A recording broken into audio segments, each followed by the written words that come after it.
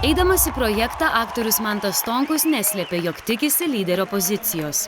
Pasitikėjimo savim netrūksta, galiu tik taip atsakyti. Praeitą sekmadienį kunigo Liudo Vasario meilės istoriją šokiu pavertusi pora, vos nužengusi nuo parketo buvo nusiteikusi optimistiškai. Ką sako nuojauta? Mes turim Žemaitiją. Ir šiaip manau, kad sušokom neblogai ir žiūrovam turėtų patikti. Deja, nei gimtoji aktoriaus Žemaitija, nei kiti regionai už Manto ir Alos šokį gausiai nebalsavo. Žiūrovų balsavimo lentelėje pora liko paskutinėje vietoje. Truputį šokas buvo, kai pamačiau lentelę, nes nesitikėjo, nes kažkaip visi nuo pat pradžios projekto mūsų kaip ir visada laikė, gal ne lyderiais, bet kaip ir stipria pora, nes buvo ir, po mano nuomonė, ir silpnesnių šokių. Sutrikęs iš tikrųjų. Jaučiuosi, gal žmonės nemėgsta mano tiesmukumo, kad esu per tikras, per atviras.